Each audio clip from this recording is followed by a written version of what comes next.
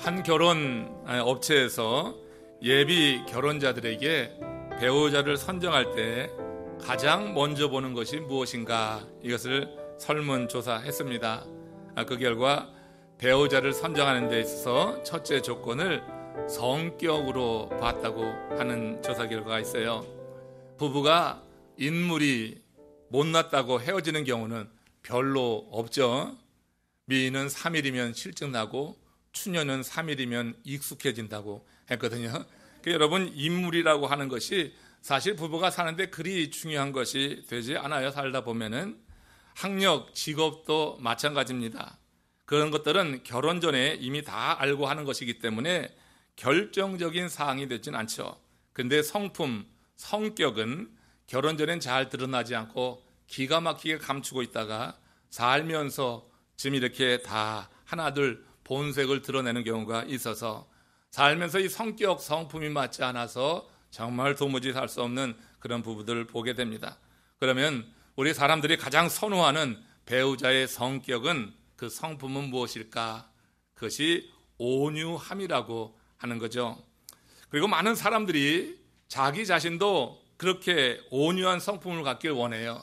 자기 성격에 그렇게 만족하는 사람 없고 그 성격이 마음에 들지 않아가지고 그렇게 이제 불만인 사람들이 있잖아요. 온유한 사람 보면 부러워서 나도 그렇게 되기를 원하는데, 그 온유한 사람들을 사람들이 좋아하는 것을 보면서 내 품성은 왜 그럴까 하는 그런 불만이 있기도 합니다. 우리들이 이런 성품을 말할 때 그건 아마도 성경에 우리 믿는 자로서는 성령의 열매인 온유를 연상하기 때문에 그럴 것입니다. 그렇다면 성경에서 말하는 이 온유, 이 원어로는 프라우스라고 하는데 이 의미를 좀 바로 알아야지 되겠다. 우리가 좀 착각하는 게 있어서 이제 이 온유함에 대해서 오늘 좀 상고해 보려고 해요. 어떤 사람은 태어날 때부터 그 성품이 온순한 사람이 있어요. 근데 우리가 범하는 실수 가운데 하나가 이 온순함을 온유하고 혼동한다고 하는 거예요. 성경에 온유하고 성품이 온순한 건 좀 차이가 있어요.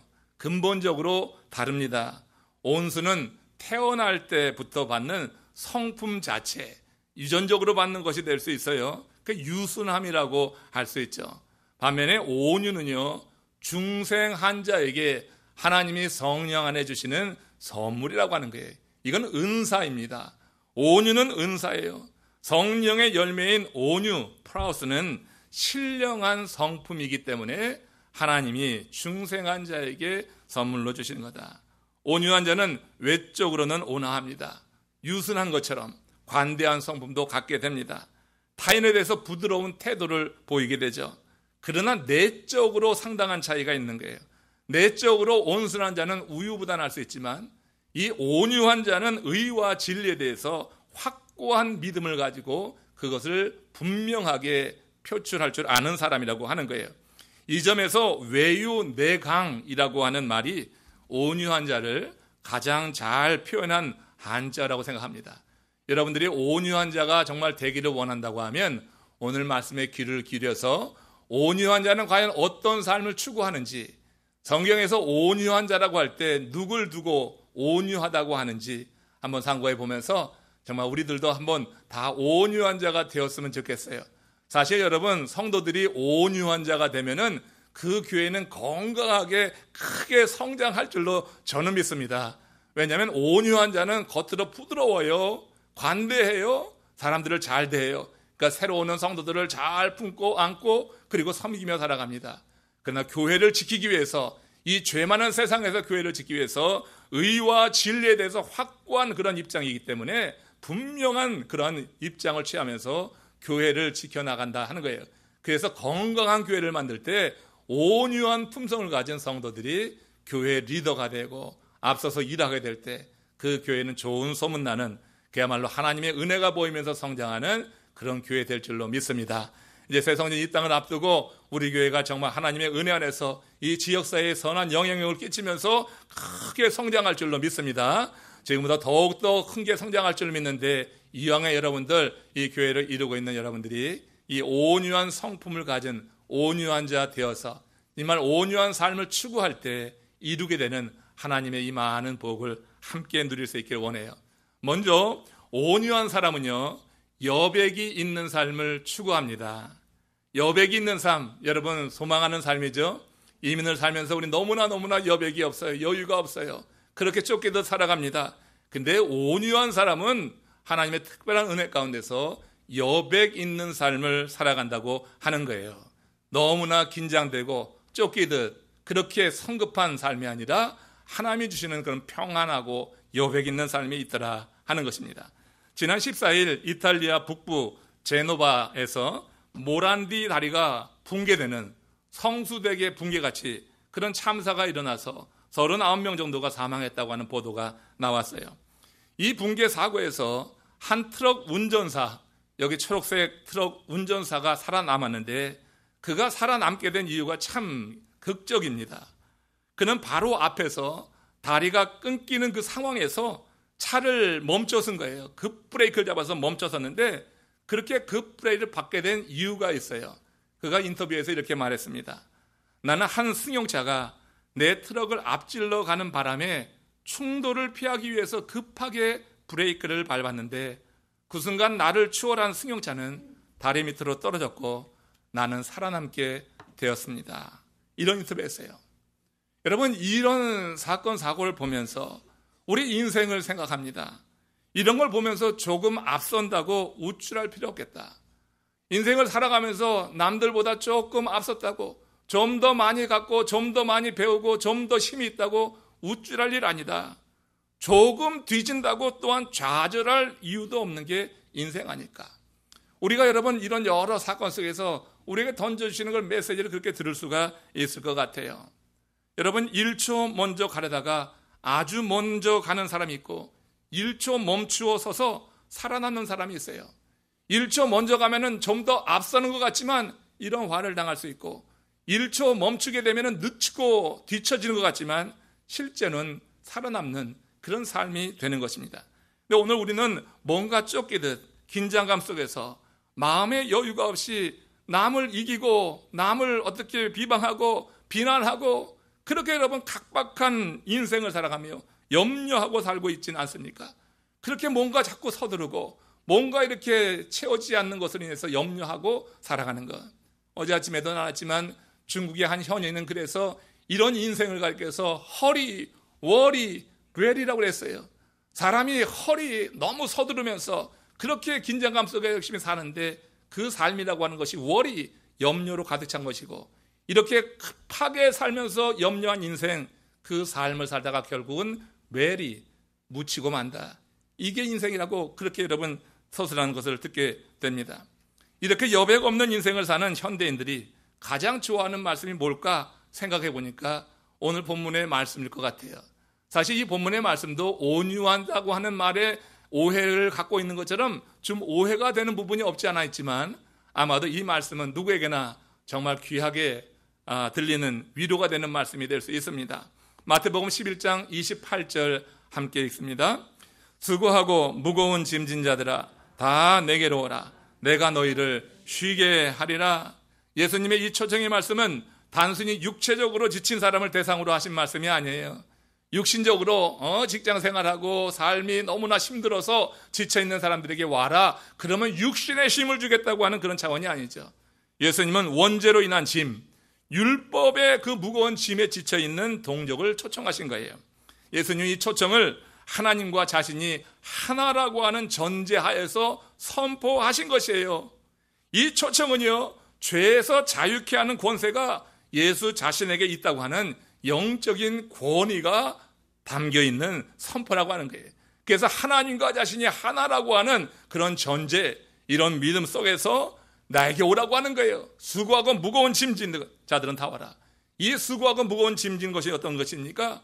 죄로 인해서 눌리고 쫓기는 삶, 여백이 없이 뭔가 남을 앞서야지 되고 이겨야지 되고 남을 어떻게 해서라도 자기가 위에 서려고 하는 그런 여백이 없는 삶을 사는 것.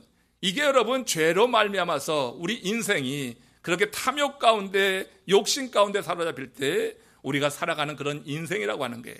이 삶이 실은 수고하고 무거운 짐을 진 것 같다. 그래서 이런 짐을 진 자들 다 오라고 해서 주님께서 십자가의 대속의 은혜 특별하신 은혜를 베풀음을 말미암아서 그 짐을 덜어주시겠다.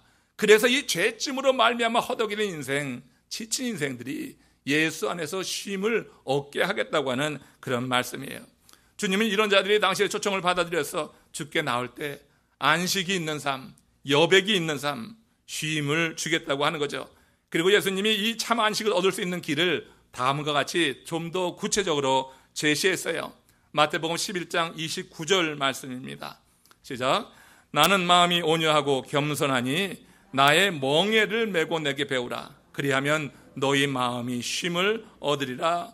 나의 멍에를 메고 내게 배우라고 하는 거예요. 우리 주님께 이 배울 수 있다고 하는 거예요. 주님께 배우라고 하는 의미를 뒤에 살펴보겠지만 주께 배우게 될 때 우리가 참 쉼을 얻게 될 것이다.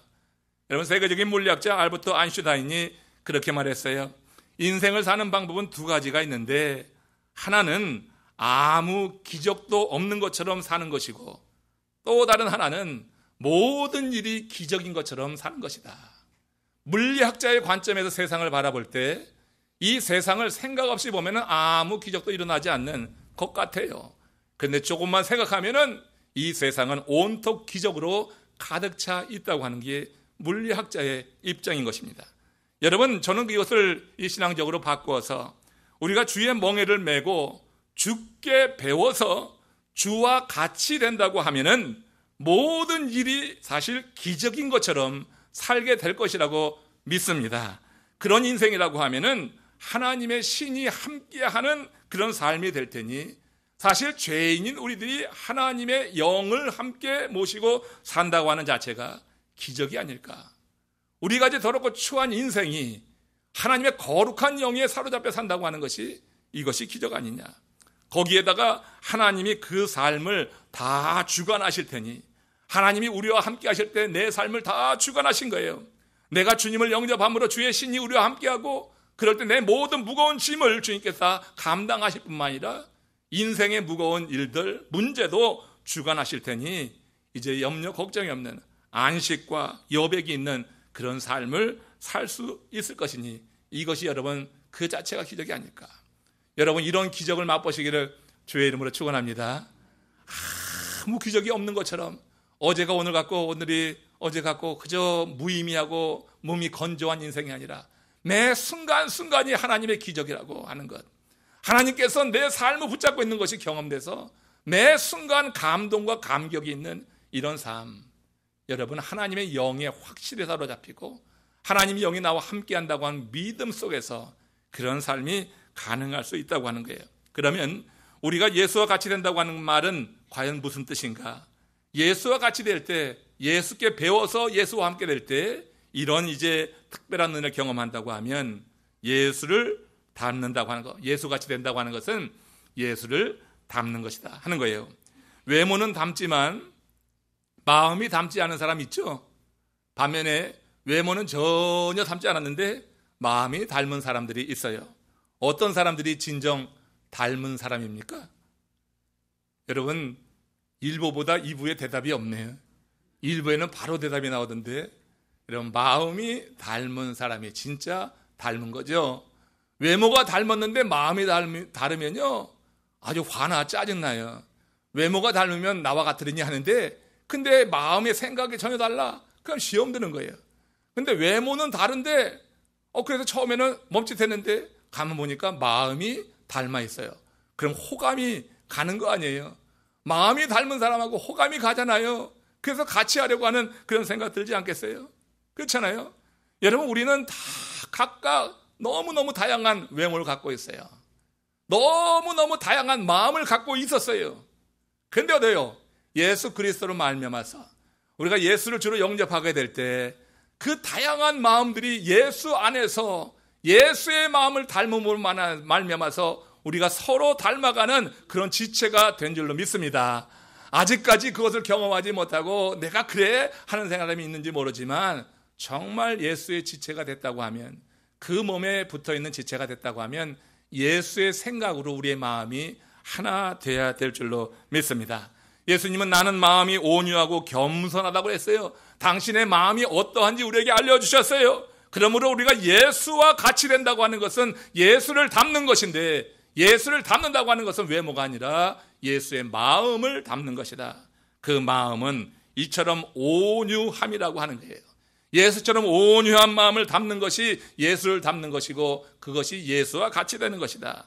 성령의 열매로 이런 성품을 지닌 사람은 조급해하지 않아요. 예수님이 언제 조급했어요?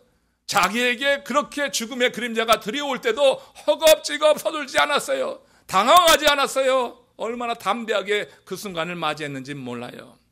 예수의 그 온유한 성품을 담는 사람이 조급해하고 서두르고 성급하고 너무너무 초조하고 긴장 가운데 사는 것이 그 아닙니다.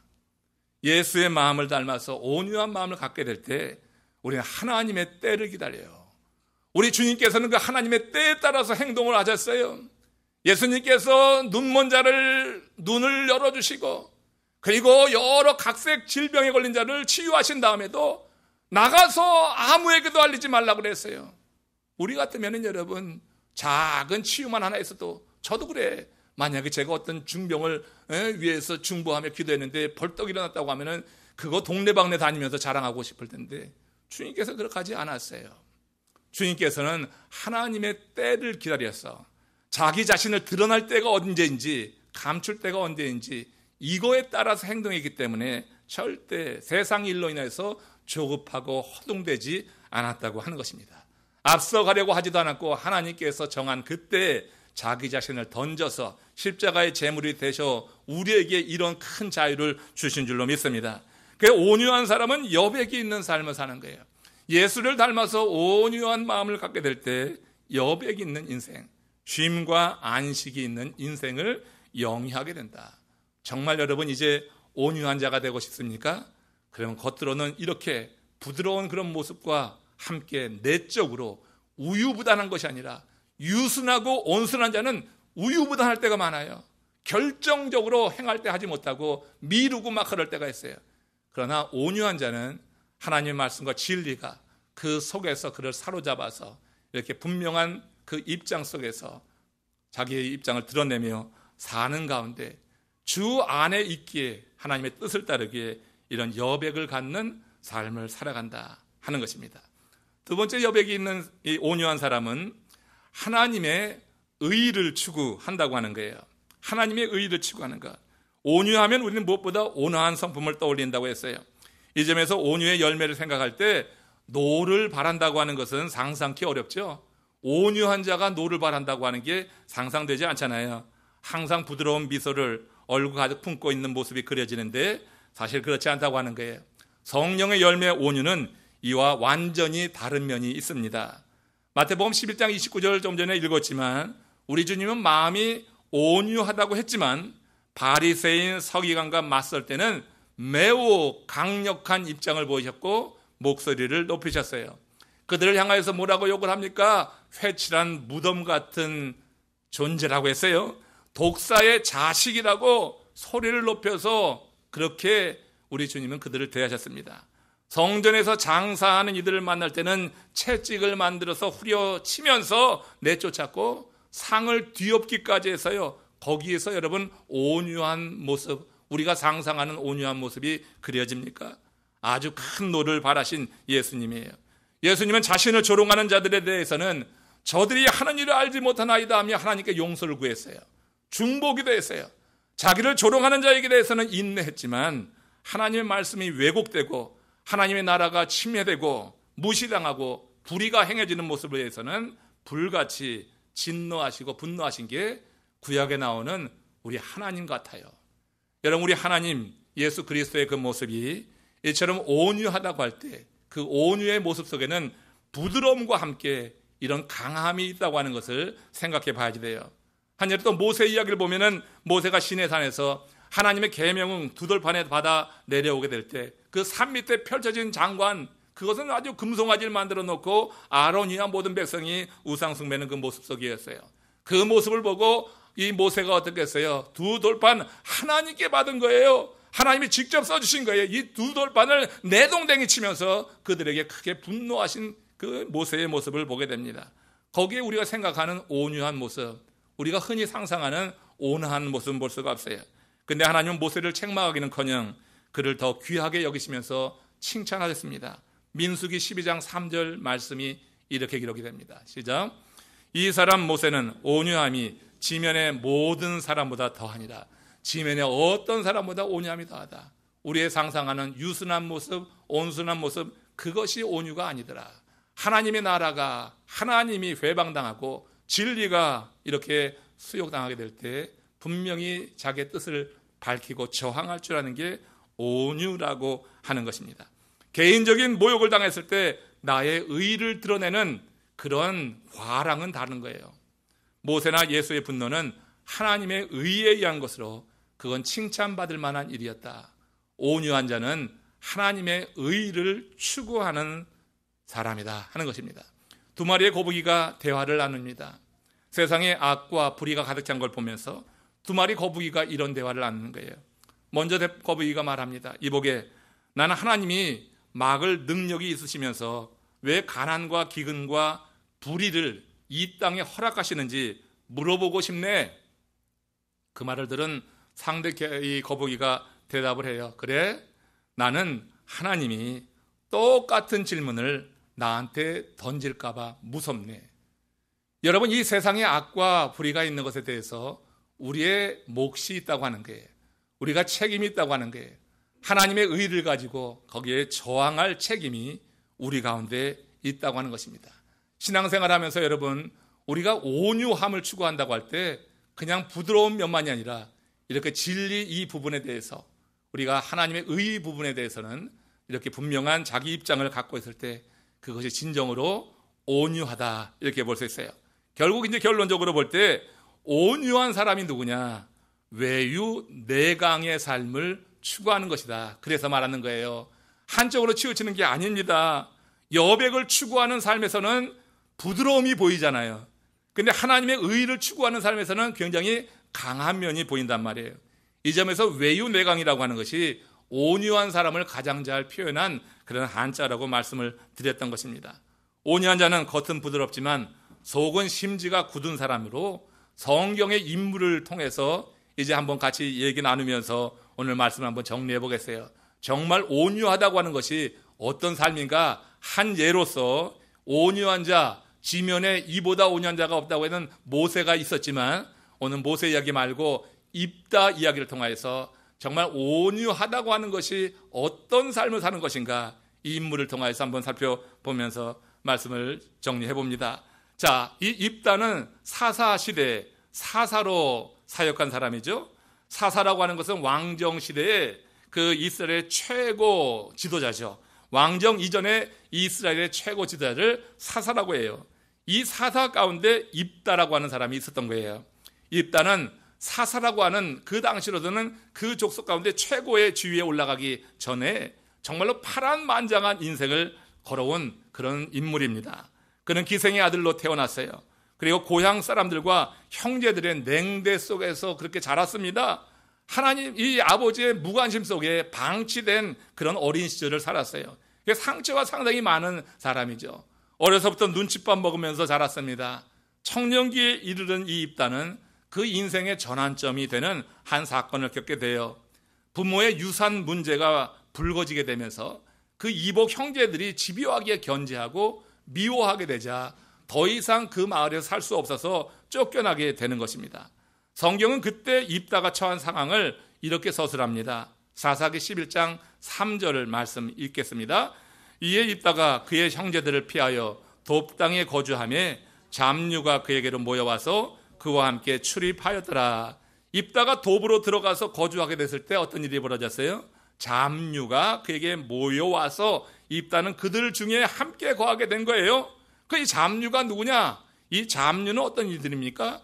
킹 제임스 버전 영어 성경에 보면은 영어로 이렇게 되어 있어요. vainman이라고 되어 있어요. 이건 뭐냐면은 쓸모없는 자들이라고 하는 뜻이에요. useless, 쓸모없는 자들이라고 하는 거예요. 그 사회에서 쓸모없는 자들이 그에게 모여들었다고 하는 표현인데, 여러분, 대개 사람들이 이런 경우에 임하게 될 때 자기 운명을 탓하게 되죠. 자기 자신도 그렇게 방치된 인생, 그렇게 학대받은 인생을 살았는데 가서 만난 사람들도 그런 사람이 될 때 정말로 내 인생은 이렇게 끝나는구나. 그들처럼 살다가 잡류로 인생을 마치는 게 대부분의 사람들이에요. 여러분, 짧은 인생은 시간의 낭비에 의해서 더욱 짧아진다고 했어요. 입다는 이 말의 의미를 아는 사람이었어요. 그래서 잡류들이 그에게 몰려왔을 때 그들과 함께 넋두리나 하면서 시간을 허비하지 않았어요. 늘 말씀드리지만 우리 주변에 넋두리하는 사람 두지 마세요. 여러분, 불평불만하는 사람과 같이 있어서 좋을 게 하나도 없다고요. 정말 하나도 없어요. 우리 주위에 이렇게 잡류같이 넋두리나 하고 쏟아내는 사람들, 거기 영향받아서 좋을 일이 없어요. 지금 입다는 그 잡류들이 자기에게 다가와서 얼마나 많은 넋두리 하는 거예요. 자기가 실패한 것이 자기 탓이 아니라 남의 탓이죠. 사회 탓이고 많이 그렇게 자기의 비판하고 비난할 수 있는 그런 상황 속에서 시간 허비하지 않았어요. 쓸모없는 잡류를 조련했습니다. 훈련시켜서 최고의 정의 군대로 만들어 놓았어요. 그 후 입다의 인생에 역전이 되는 한 사건이 일어나게 되는데 성경이 이 사실을 증거해요. 그건 그의 동족에게는 정말 위기였는데 입다에게는 기회가 되는 사건이었어요. 이 사건을 사사기 11장 4절에서 6절 사이에 이렇게 밝히고 있습니다. 같이 읽습니다. 얼마 후에 암몬 자손이 이스라엘을 치려하니라. 암몬 자손이 이스라엘을 치려할 때 길르앗 장로들이 입다를 데려오려고 돕 땅에 가서 입다에게 이르되 우리가 암몬 자손과 싸우려 하니 당신은 와서 우리의 장관이 되라 하니, 자기를 쫓아내었던 길르앗의 장로들이 와서 지금 엎드리는 거예요. 그리고 우리의 장관이 되달라고 하는 거예요. 그 족속이 위기 가운데 빠졌으니까 이제 우리에게 와서 장관이 되달라고 하는 거예요. 여러분, 입다가 돕에 가서 잡류랑 함께 어울리면서 시간이나 허송 세월했다고 하면은 이런 일이 벌어지겠냐고요. 이런 일이 어떻게 벌어집니까? 잡류와 함께 섞여 살면은 이게 될 일이 아닌 것이에요. 그러나 여러분, 돕 땅으로 밀려난 것도 얼마나 억울합니까? 출생부터 너무나 힘겨운 인생 살았고 상처가 많은데 돕 땅에 밀려가서 거기서 잡류들과 함께 어울려 살 때 그들처럼 넋두리나 하고 비판이나 하고 있었다고 하면 이런 시간 절대로 오는 게 아닙니다. 여기 보세요, 여러분. 마침내 입다에게 기회가 온 것인데 그 기회가 온 때를 성경이 밝히고 있어요. 맨 앞에 뭐냐고 하냐면 얼마 후라고 하는 말이 중요한 의미를 갖고 있어요. 얼마 후라고 하는 것이 얼마 후냐? 그가 잡류와 허송 생활하지 않고 그들에게 자신이 하나님께로부터 받은 비전을 심어주면서 그들을 군사로 만들어냈을 그 즈음을 말해요. 거기서 그들과 함께 어울려 있었지만 잡류가 되지 않고 잡류를 군대로 만들어 놓았을 때 그 얼마 후에, 여러분, 우리 인생에 기회가 자주 오는 것이 아닙니다. 그러므로 기회가 왔을 때 그것을 놓치지 않는 그런 눈을 갖고 있어야 될 거예요. 그러나 아무리 놓치지 않으려고 해도 준비되어 있지 않으면 기회가 온 것을 보고도 그냥 잡을 수가 없는 거예요. 준비가 안 되면 그걸 놓치고 마는 것입니다. 입다는 그 암울한 순간에도 그야말로 최선을 다했잖아요. 그 인생이 그 집에서 쫓겨나서 돕 땅으로 밀려갔을 때 그야말로 깜깜한 인생이 되는 것입니다. 돕이라고 하는 지역이 그랬고 함께 거류하고 머물고 같이 살던 그런 사람들이 전부 패배자요, 쓸모없는 인생들이었으니 얼마나 깜깜했겠어요. 그렇게 깜깜한 그 순간에 그러나 입다는 거기서 하나님이 함께 하신 증거가 있었어요. 물론 그냥 되는 것이 아니에요. 그런 상황 속에서도 입다가 하나님을 바랬다고 하는 것이고 하나님은 그 입다의 심령 가운데 비전을 심어주신 거예요. 그러니까 결국 그런 상황에서 군대를 만들어낼 수 있었다고 하는 것은 하나님이 입다를 긍휼히 보시면서 입다 마음에 새겨신 이 비전이 그들 가운데 그대로 가서 박히게 될 때 같은 꿈을 공유하게 되니까 이 잡류가 군대가 되죠. 잡류가 한두 명도 아니고요. 군대를 이룰 정도면 얼마나 많아요. 근데 입다 혼자 그것을 여러분 변화시킨다는 게 가능해요? 이건 하나님이 하신 일인 줄로 믿습니다. 사람의 마음을 움직이고 사람의 마음에 도전을 주고 사람의 마음을 새롭게 하는 것은요, 사람이 아니에요. 내가 하는 것 같지만 실제로는요, 나를 통하여 역사하는 하나님의 신이 함께 하실 때 우리 가운데 매개체로 역사하시게 될 때 이와 같은 변화가 일어나게 되는 줄로 믿습니다. 하나님은 내게 비전을 주세요. 이 비전을 여러분들과 나누는 거예요. 여러분들에게 하나님 비전을 주세요. 여러분들에게 주신 비전을 같이 나누게 될 때 여러분, 우리도 하나님께서 꿈꾸게 하신 일을 이루어낼 수 있다고 하는 게, 입다 혼자서 그 버려진 땅 돕에서 그 많은 잡류들 유지돼서 쓸모없게 그렇게 폐기 처분된 것 같은 인생들을 변화시킨다고 하는 이 놀라운 일들, 그렇게 준비를 하고 나자 얼마 후에 그 준비를 마쳐서 이제 이 돕당에 거주하는 이 입다의 군대에 대한 소문이 번져나간 거 아니에요? 그러니까 길르앗의 큰 위험에 처했을 때 그 장로들이 와서 거기서 고개 숙이는 거예요. 사람이 누구 앞에 가서 고개 숙이는 게 쉬운 게 아닙니다. 그 권위 있는 자가 가서 고개 숙이는 게 쉬운 게 아니에요, 절대. 그렇지만 내가 탁월한 위치에 있게 되면은 누구라도 와서 고개 숙일 수 있는 거예요. 하나님의 사람이 하나님이 주신 비전을 가지고 우뚝 서야 될 이유가 있는 줄로 믿습니다. 여러분, 탁월하게 남이 넘보지 못할 만한 그런 꿈을 꾸시고, 여러분의 자녀나 여러분의 삶이 그렇게 사업을 해도 그렇고, 여러분들의 직장에서 무슨 일을 하든지 간에 정말 탁월한 위치에 있게 되면은 함부로 넘보지 못하는 거예요. 와서 여러분 도움을 청하는 거예요. 지금 상황이 이렇게 된 거예요. 얼마 후는 바로 이렇게 하나님의 도움 가운데 입다가 이 잡류들을 군대로 만들어 놓고 그 소문이 동네방네 퍼지게 되어서 이제 길르앗 장로들 귀에까지 들어갔을 때 자기들에게 이런 큰 어려움이 찾아오니까 그냥 찾아오는 거예요. 도와달라고 하는 거예요. 장관이 되달라고 하는 거예요. 기생의 아들이라고 무시했던 그들의 입에서 이제 우리의 장관이 되어지고 우리의 머리가 되어달라고 그렇게 스스로 고개 숙이는 그런 존재가 될 수 있었던 것. 그 어두운 시간에 그야말로 외유내강입니다. 하나님의 의, 진리로 사로잡혀 있던 그가 이렇게 어디에 있든지 그 진리가 그를 이끌어가매 거기서 여러분 좌절하지 않고 그 진리로 사람으로 말미암아서 하나님이 그에게 주시는 기회를 붙잡을 수 있는 준비를 갖췄다고 하는 거예요. 일단은 사람들이 알아준다고 우쭐하지 않았습니다. 또 자기를 무시한 사람들을 무시하지도 않았어요. 원한을 갚으려고도 하지 않았어요. 그러니까 입다가 온유한 자라고 하는 것입니다. 하나님이 이루신 일로 알기 때문에 자기를 무시했다고 그렇게 또 그들에게 원한 갚지도 않고 하나님이 이렇게 자기를 세워줬는데 그걸 가지고 우쭐할 수도 없었어요. 이제 때가 왔다 하고 경망스럽게 서두르지도 않았어요. 내게 장관이 되달라고 그래 빨리 가자 빨리 가자. 빨리 가서 자기가 이렇게 높은 지위에 있는 것을 알리려고 하는 그런 유혹도 이겨냈어요.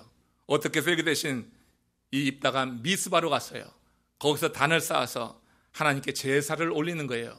그리고 하나님이 이루신 일에 대해서 하나님께 감사와 찬양을 올리는 거예요. 온유한 자이기 때문에 가능한 겁니다. 그가 진정으로 온유한 하나님의 사람이었기 때문에 하나님께 제사를 올립니다. 사사기 11장 11절 말씀입니다. 시작.